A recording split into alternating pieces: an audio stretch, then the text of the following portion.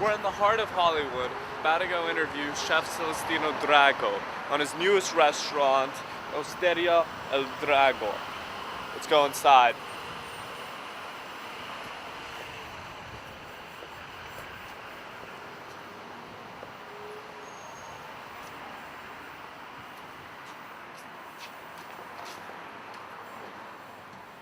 Hello and welcome to our Christmas special. I'm your host, Ryan Shushani. I'm currently in the kingdom of restaurateurs with famed Celestino Drago in his new location, Osteria, here in Sunset. Chef Drago, thank you for having us with you. Thank you. It's nice to be here with you. I came here 32 years ago in 1979. I was a young chef in Tuscany, and I was invited to come here in Beverly Hills to work for this restaurant, and just took the opportunity to come and spend a few weeks, and after 33 years I'm still here. And what began your passion for food? Eating. I love to eat from when I was a little kid. I love the quality. I love really, all about, the dining room table, what happened. And, I started to grow up and saw the excitement. I met some people in the restaurant business while I was going to school. And I fall in love with the restaurant business. Every day was a beginning, just dealing with ingredients and creating and do the authentic Italian cuisine. And of course, growing up in my family, a big family, 8 kids. I'm the oldest of 8. And my mom, she's a great cook. She still cooks every single day. My father competed with my mom all the time. Then everybody had to really, to really cook at home, and we had to know how to do every single thing. And I just did the passion, the love, and I was cheating sometimes when my mom was cooking something. I was adding something else without her to know. I think now I understand when some of my creativity and love and passion came from to make things really exciting. But really, home was the beginning, the start of everything. And when did you decide that you were going to become a chef? That this is what you love to do, this is what your passion is? When did you decide that this is it for me? I was in Tuscany, in Pisa, and I was going to a mechanical school over there. And I really didn't like too much the school, but I didn't want to go back to Sicily, and disappoint my parents another time because I said I don't want to continue. I don't want to go to college.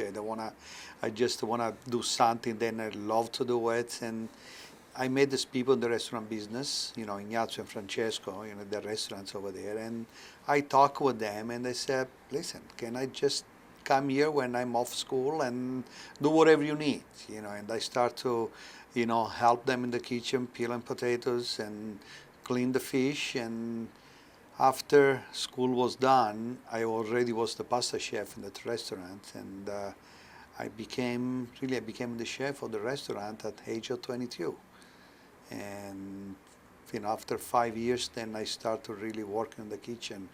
But that's when I saw the restaurant business, and again, every day was a beginning. Say, that's what I want for my profession. I finished school. Actually, I got a job with the school. Then I never took it just to stay in the restaurant business. And I was very lucky, very blessed to have 2 people like them to really, embrace me and my idea and my passion, and just they took me to the next step. Why did you decide to come to America? Oh gosh, that's a long story. I mean, I wish we had a couple hours. I was a young chef, very popular, there, because usually a chef in Italy is 50 years old, 40 years old, with a big talk, and and this young kid, 22 years old, and really was revolutionized a little bit the kitchen of the restaurant after the chef left. People were talking about, and they were coming over there. They allowed me to do different dishes, and one day this gentleman showed up and said, "Listen, I have 2 very good friends of mine. They are in Beverly Hills. They have a restaurant, and they're looking for a chef from Tuscany, a young chef that can go to America and stay there and check if they like the job. And if you like to stay, you stay. If you don't, you come back. We pay for round trip tickets and just come over. And that's what I did. I came over without really telling my parents. My parents were in Sicily. I was the only one in Tuscany. And I said I'm gonna spend a couple of weeks, in California and come back. And here I am. I liked here what I saw. They knew exactly what they were doing. They wanted young people because they just, in the 70s, in the early 70s, late 70s, it was fun. It was a lot of fun here. And they knew between work and the great weather here and Hollywood, all these things, they would convince me to stay. And that's what they did. Why do you think that Italian food has really taken such a hold here in American culture? I mean, it's become very Americanized. Why do you think Americans have created such a passion and love for Italian food? Well, I think how I can answer this. First of all, Italian food is really, it's not just food. It's culture. It's a story behind every single dish. And everybody in Italy, we take pride of the ingredients and what we're doing. They have to be done a dish the way it's supposed to be done. It's simplicity, ingredients, freshness. That's really the key of the Italian cuisine when you start with, everything being fresh and cook with the best ingredients and keep simple. And that is going to show. It's going to show to the plate. It's going to show to the people taste and palate. And then in a way, people, you have that taste, to just go back and, you have the pasta, you have the veal chop, you have the seafood, you have all of that. And this is just great food that people get used to and get stuck with that. And how do you recreate your authenticity in another country?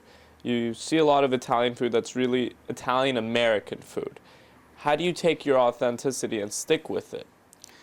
Well, that was one of the things when I came here. Then was a big issue for me.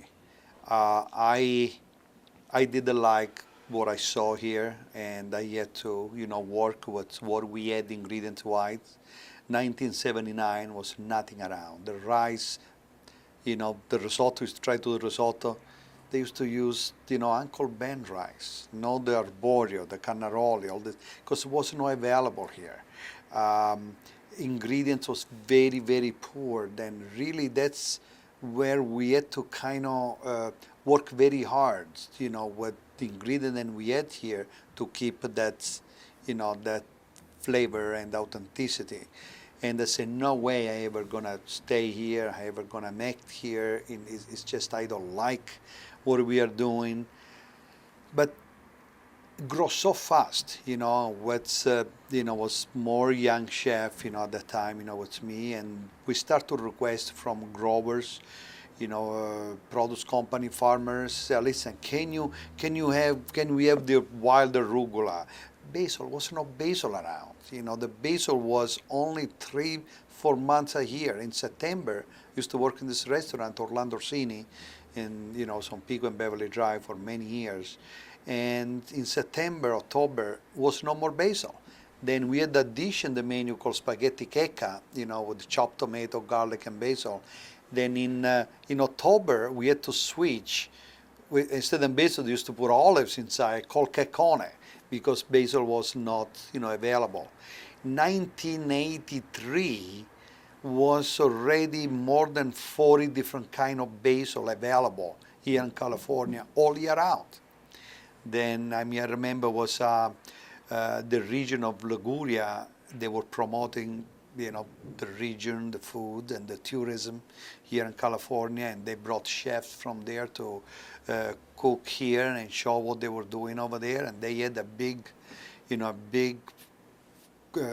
pesto contest in Malibu, and I was one of the participants on the pesto contest. Was more than I would say more than 50 chefs participating from everywhere, and just what I'm trying to say, like in 3 years, from no basil, 40 different basil, big boom with the pesto, because that's what the main ingredient for pesto. And by the way, I mean I don't wanna. I won the pesto contest. With some basil that I was growing in my, in my balcony in Westwood. So you won the contest with what you were growing in a balcony. In the balcony, that's what I did. I took that pesto, and over there I made the pesto, give to them. They cook it. They did everything, and I won, the first prize. It's passion. That's what it is, and ingredients. And what was most difficult about starting up your own restaurant? And which restaurant was it that you first started? When I decide and I want to stay here, and I say, you know what, if I'm gonna stay here, I want to have my own restaurant, because I want to do the food that I grow up with, then I know how to do it, and I want to do my own way. And I see that it's enough. It's a lot of people here, they travel and they understand the food. I know I can capture the clientele. I opened my first restaurant in 1985 in Beverly Hills, South Beverly Drive, called Celestino. And it was big success. I was doing my own things, stuff like, for example, rabbit. Then before I had, I had the mommy and daughter, having dinner at the restaurant where I used to work, and was a special, was a rabbit that night. I mean, they left the restaurant because we were cooking, rabbit. Rabbit, when I opened my first restaurant, became one of the most sold, the most sold dish in the restaurant on the menu. I can take it out. Because I just was doing it. I was doing with passion. I was doing, that's what it is, take it or leave it.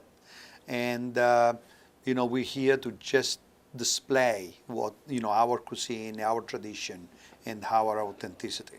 So you were uncompromisable about that? No, I said, that's what I know how.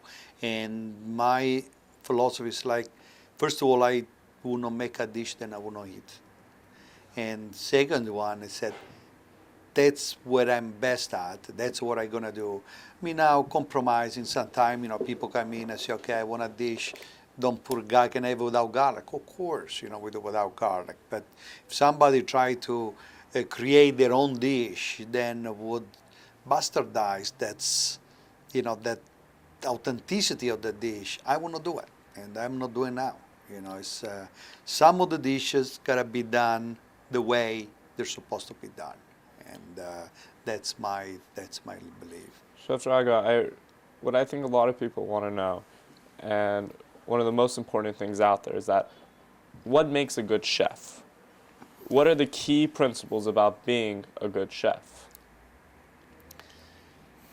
I think it's passion and love for what you do, for your job, respect for the ingredients, respect for the people you're working with, and be appreciative of your customer when they come in, because they are there to eat your food, and without them, you really you cannot do it. Then I think if you have this the passion, gotta be in your blood, and you feel it, you're gonna be successful. You do it. That's my passion. That's my love. And of course, you gotta have the basics. You gotta have if I cook Italian, I gotta know my Italian cuisine, my the authenticity of those dishes, and that's what it is, to make Italian. But I think passion and love for what you do, they are the main things. And you have several different restaurants. Would you mind telling us each one and the differences between each one? Sure. 1985, I opened my first restaurant in South Beverly Drive. In 1991, I opened Drago, then became the flagship in Santa Monica on Wilshire and 26th. Then actually last year, the lease expired after 21 years, and That's Drago isn't there anymore. In the same time, what I did, because we moved from Beverly Hills to Santa Monica, and we had such a strong clientele in Beverly Hills, that we're doing that personalized, business with them, and they love Celestino restaurant. They were not too happy with me leaving South Beverly Drive and go to Santa Monica. Then what I decided, I say, you know what, let's do like a baby Drago, here in Beverly Hills. And Pastaio was born. I create Pastaio, and now we have all those seats outside because before it was only the inside. I brought here, 3 of my brothers, at that time, and they all start here working with me from South Beverly Drive to Santa Monica, and learn this business. And 2 of them in the kitchen, Tanino and Giacomino, and Calogero in the dining room. When he finished school in Italy, came here, say, I want you to be in the dining room, then one in the front, one in the back. We can just run a restaurant one day. And I decided to put, Giacomino he became the chef, over there at Pastaio, and he's still there, running Pastaio. And it's a great success. Pastaio is it's a great trattoria. But what we did at Pastaio when we started was all about pasta, risotti, salad, carpacci. I had a lady there, Lilian Nuila, and she's still there right now, making the fresh pasta, and from there we were cooking and serving. Now became more of, we had the main courses, became more of a restaurant, and it's the casual, Drago food over there at Pastaio. It's a fun place. It's busy all day. You can go there any time of the day. It's fun. It's just that's really, Pastaio. Then what I did in the same time, I said, okay, we want to grow and do another restaurant, and I did the Celestino in Pasadena, the same restaurant I had on Beverly Drive.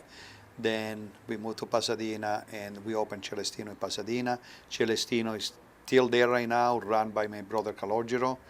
And after that, I did some other things in between. One, a steakhouse, an Italian steakhouse. Then I fall in love with this Italian beef, then finally made in America, Piemontese beef. And I opened this steakhouse on Beverly Boulevard, then Celestino Italian Steakhouse. Then still people come to me and they say, that was the best beef I ever had, that was the best restaurant. I sold it, the landlords, bought me out, because now it's a big building there, and just, the concept of the steakhouse was gone. But also was very hard, with the beef, then I was too early, at the time. The consistency on the beef wasn't there all the time, then made very, very, very hard, on us. Then I decided to don't continue with the steakhouse, and say maybe one day, when the beef become a little bit more consistent, and I'm still thinking, maybe one day to do a steakhouse with the Piemontese beef or something. The other thing that is very important than I did, here everybody was talking about food south of Rome that was heavy, and every single thing south of Rome was heavy food, and wasn't good. And I said, they have no clue, really what we have in the South.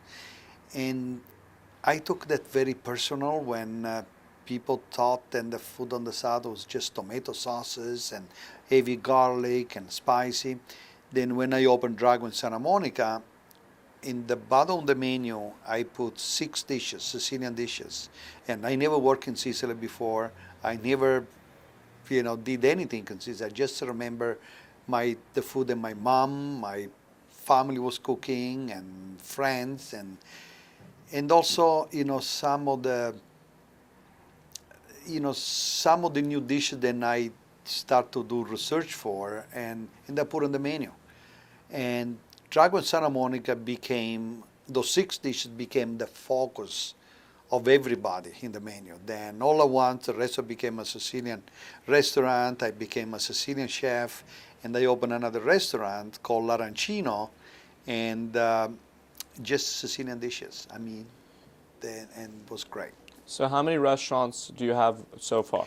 Now, Drago Centro in downtown, that's the newest restaurant. It's a really big, beautiful, one of the biggest restaurants I've done. Now really it's the flagship of the group, my restaurant. Osteria Drago right here, then I just opened. Uh, of course, Il Pastaio in Beverly Hills, and right next to Il Pastaio, I have Enoteca Drago. Then it's more of a restaurant, wine bar. We have a great wine program over there, more than 50 wine by the glass, by the ounce, and try to do so many different things. And on top of that, I have a bakery in Culver City. Then we do bread for restaurants, hotel, airlines. It's really a great growing business. Also, I have another kitchen in El Segundo, and it's Drago Hair Catering. Then we provide foods. We produce all the food for United Airlines and Continental from there. It's not my cuisine. We are just producing the food for them. But then I have my hands full, and with my brothers now, I mean all together, with 4 brothers here, between all of us, it's like I think 12, 13 restaurants, and some of them we're together, in a partnership. Some other I am by myself, and some other they are by themselves. So, as you well know, restaurants have about an 80% failure rate. Why is it that you've managed to make such a huge success here in Los Angeles, especially? I mean, it's not that I planned something. I just did what I believe people should do. It was what I was good at. To me, person-to-person relationship, that personalized service is very important. You got to see a face, with the place, and that's what people want to see, And if they say, okay, let's go to Drago, they think of me. They picture my face there. It's very important to put the face with the place, and just we're there, and every single day the employees are very important. I have people that work with me for 25 years, 20 years, 18 years, because I am not their boss. I'm their colleague. We work together, and we are in just for the same reason, to be successful and build up something for all of us. And I tell them all the time, I say, when the restaurant is empty, we don't have to worry about nothing. I'm worried about when the restaurant is full of people. We gotta make sure every single customer walk out the door, they're gonna leave from from the same door. They gotta be happy, and when they go out, they gotta talk with their friends and how great the food was and what a great experience they had.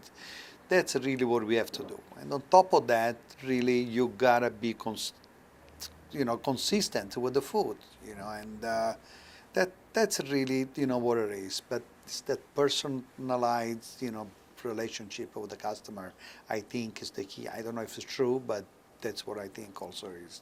And out of all the hundreds of dishes you've made, what is your favorite? Depends how I wake up in the morning. I mean, the favorite for me to eat or The to favorite, cook? the one that you put up on top of all the others and say, well, this is my favorite. This is it for me. Paradise.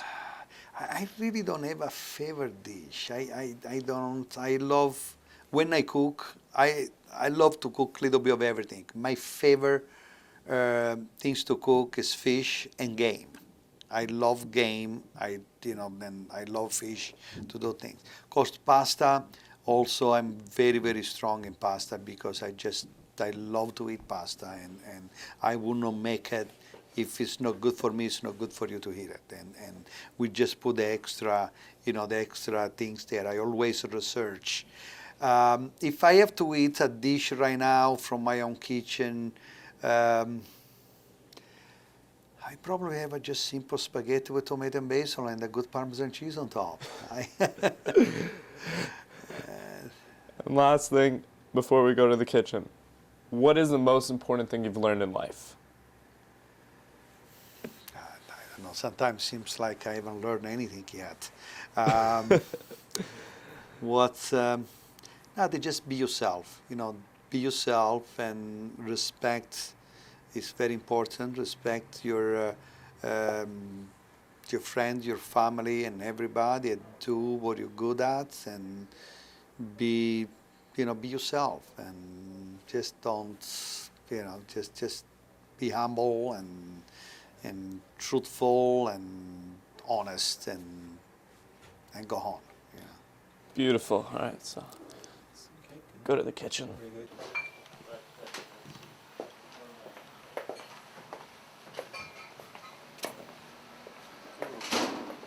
I like that painting. Maybe we should shoot the scaping of it first. And this. Yeah, pretty cool.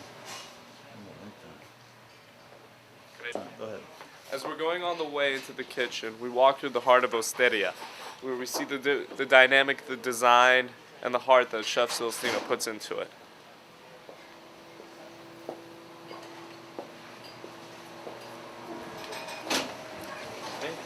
Yes. Oh no, don't film me. Please. Alright. Alright. Where, Well, You wanna go I'm to gonna the be okay, so, cooking right here. You can come there if you want to, perfect. or just doesn't I'll matter. come right next to you. Okay. And let me see, I've got the garlic. I'm gonna put a little chili here. Give me a little spoon for this too. So this is the lobster. Yeah. Then you want me to talk while we're doing it? Yeah, how we're doing it, how they could do it at You home. wanna do it? I can make you do it. Okay. Alright, I guess I'm gonna go cook. Maybe you're gonna take over.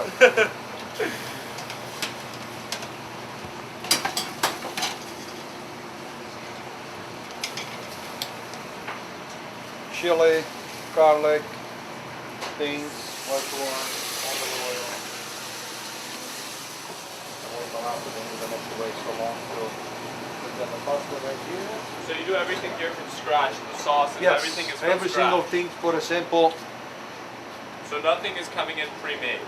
nothing. See what we did this morning? We get the fresh lobster, cook a little bit, and then we just keep it to hard last moment. What do we do with the shell of the lobster? We just make a broth. And we have this broth right here. Then we're just gonna use the juice into the pasta, together with a little bit of tomato. Then it's part of the tomato sauce. That's exactly what we're making, and we use for other dishes right here.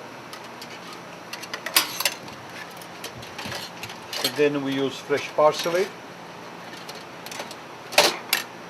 Then we have chopped already. This is a pasta with the squid ink. The tagliolini we make right here. This we are using for linguine clams right now. We are used for some spaghetti with lobster, and a lot of different dishes that we make. A lot of the pasta we do. Just to give you an idea, for example, like little agnolotti. That's the little kilo, pasta we portion off here right now. It's done with pumpkin inside. Ooh. That's in the menu right now. But we're not gonna do this. We're just gonna do just to give you an idea. Once you have your prep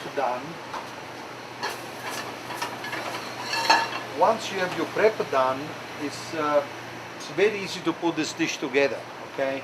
And what we do, we're gonna start, with having a little saute pan here, olive oil. Make sure we have a good olive oil. What makes a good olive oil? It's extra virgin olive oil, cold press. In Italy, really, we have the best olive oil over there. Now I use a little bit of chili. Okay, then depend how spicy you want it, you can control it. And then we use a little bit of garlic already chopped. Then just going to do it right here. You gotta make sure then the garlic it doesn't burn. Let's put a little bit more. And you have red wine here. White wine. Just gonna put just a little bit in there. Then you don't want the garlic to burn. Okay. That's it. Now we're talking. Right now we let the wine evaporate a little bit, okay? Just, we're gonna add the little, let's put on the fire the pasta right now. Cook it. Then we're gonna add a little bit of the tomato sauce here.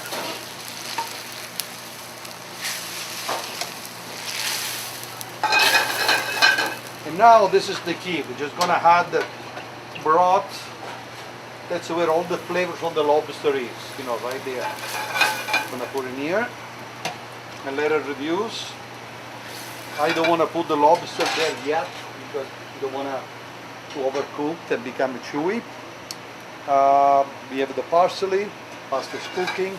Really, this is a dish that you can put together in 5 minutes after you did a couple hours of preparation. Marination.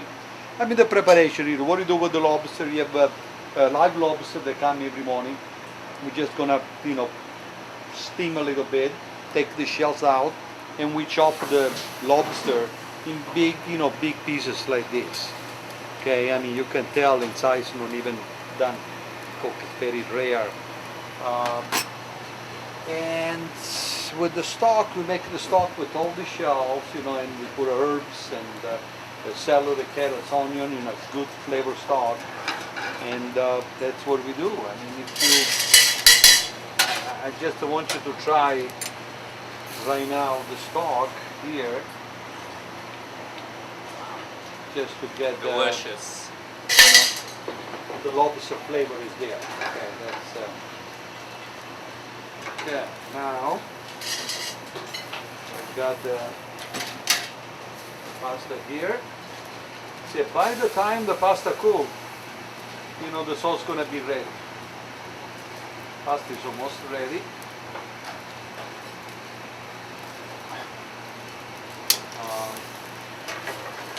Sauce is reducing.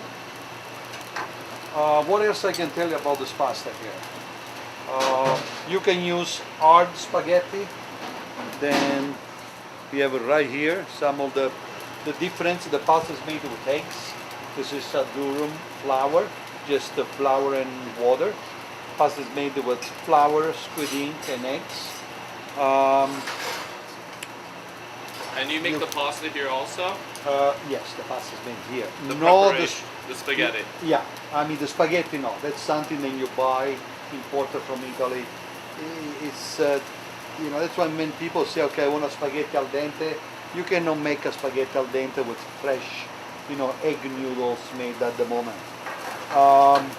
Anyway, here we have, I think now we can put the lobster inside.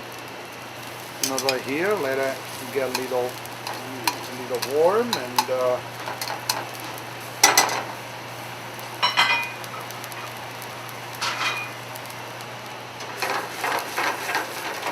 now one thing, you know, I'd like to do and we'd like to do here in the kitchen, and Chef Evan here then is in charge of this kitchen, is doing a great job with all the techniques and, you know, teaching the young chef what to do.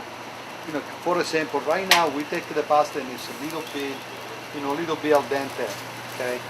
And what we do, we're just gonna let it cook, you know, inside here, because the pasta is like a sponge. Then it's going to absorb, you know, the sauce here. Then it's going to get all the flavor inside. If you think it's become a little bit too dry, we're gonna add a little bit more of the lobster stock, like we are doing right now. Then let the pasta cook a little bit inside. You know, sometimes you go to a restaurant and you see a linguine clams, a pasta kind of swimming in water and sauce. We don't do that here. I don't like that. You know, it's just, it's like washed, you know. You have to do this kind of stuff. Just let it cook, you know, let it absorb, you know, the juice. Now, at this point here, I think we need a little salt, as we explained before. Then we start putting a little parsley. We're gonna put the parsley right at the end because also to keep the color, you know, nice and fresh instead of cook. We're just gonna keep the, you know, the color, the green. You see how it's absorbing right now? And parsley. And it's very healthy. It's like a little bit olive oil. It's the stock from the lobster. Just at the end, we're gonna finish it up with a little bit, a little bit of raw olive oil. I like always to use a little bit of the raw olive oil, to use this pasta here. It's really a great dish. I know you're hungry. I'm sorry I make you wait a little longer, but No, it's a that's pleasure. the only way it can be This done. is how we learn. That's the only way it can be done. People sometimes they think, well, I wait too long. You know what? You wait until it's ready. Because we're not gonna leave it out. So you see now all this juice become very creamy. And what are we gonna do? We're just going to start to put just a little bit of the olive oil, just a little bit at the end. Now you love olive oil. I do. What do you think about California olive oil? It's a very good California olive oil too. It's, Italian oil, I don't know. Still, I think the way they are doing for thousand years, and also the way that the soil and the sun is a combination of things. I don't know. I prefer right now much better, to use the La Fortis, to use Italian oil. So is there But also they do it very good. Is there also something about the history of it that's what makes it so rich? It's culture. It's the way they're doing it. I think 1,000 years of experience really is going to, it shows, And what we do, we do exactly the same thing when you have to serve at the restaurant. Make like a little nest.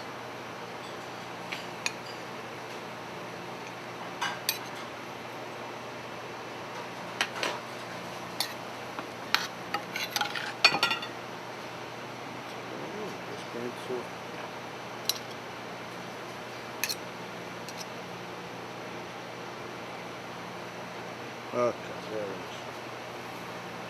is. To put all the lobster around.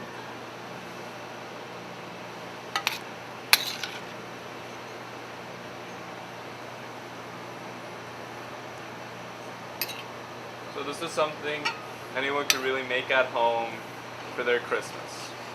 Yes, and also, is in Italy we celebrate the Feast of the Seven Fishes. For the Vigilia, we call the day before Christmas, the evening. It's very important, very important. It's a tradition. Then people use so many different kind of fishes, 7 different kind of fishes that night. I remember, when we grew up, was a tradition from, poor family, and then you had like all the calamari, the cheaper fish. Now what we are doing, actually, we are doing this here, Osteria, Untitled Drago, Drago Centro, and we have from sea urchin, lobster, Arctic char, just a great, great dish. Then we're gonna make it. We keep the tradition alive as well. But that's what's gonna be served here, for New Year's. Beautiful. Christmas. Beautiful. Okay, we're gonna take this out and we're gonna sit down and eat it. Beautiful. Okay, it's yours. Beautiful.